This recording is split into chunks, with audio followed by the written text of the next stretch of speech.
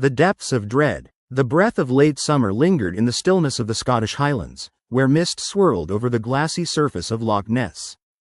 The locals paid little heed to the tourists who flocked to the shores, desperately hoping to catch a glimpse of the legendary creature that resided in the depths of the loch. To the locals, Nessie was just a tale, a distraction from the harsh realities of life, a means to lure in the unsuspecting. 17-year-old Clara Thompson had always been fascinated by the legends surrounding Loch Ness. She had read countless books and watched every documentary on the subject, captivated by old photographs and blurry sightings. Her determination to uncover the truth about Nessie became an obsession. When her family planned a trip to Scotland, Clara could hardly contain her excitement.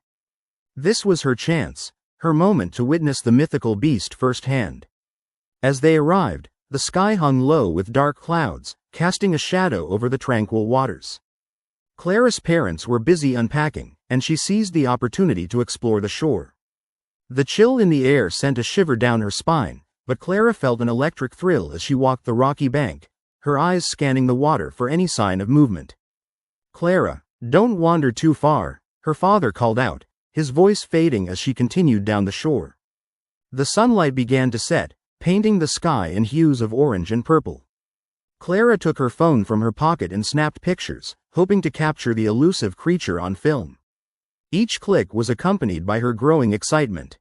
She ventured farther along the shore until she reached a secluded cove, hidden from the view of most tourists. Sitting on a large rock, Clara let out a breath she didn't realize she'd been holding. The water was eerily calm, and for a moment, the world fell silent. She felt a strange pull towards the fading daylight reflected on the surface of the loch. Then, she saw it, a ripple, unmistakably rising from the depths, followed by what seemed like an elongated shadow gliding just beneath. Her heart raced, and she scrambled to capture the moment on her phone. Just as she pressed the button, the creature surged toward the surface, emerging from the water with a crest so majestic yet terrifying. It was a creature like nothing she had ever imagined, the body long and serpentine, with dark, glistening scales catching the last light of the day.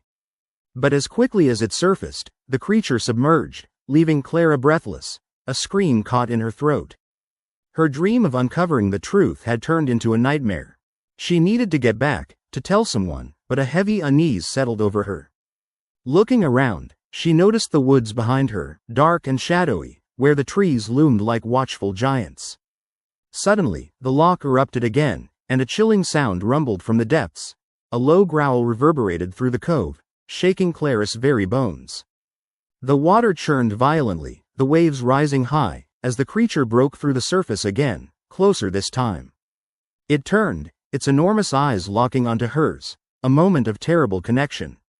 She could see the intelligence behind those eyes, raw and ancient. Clara's instinct kicked in, and she bolted, racing up the rocky path back toward the rest of her family. With each step, the ground seemed to tremble beneath her. When she glanced back, the water was thrashing, and the creature was rising, its long neck stretching toward her, a gaping maw filled with teeth ready to snap.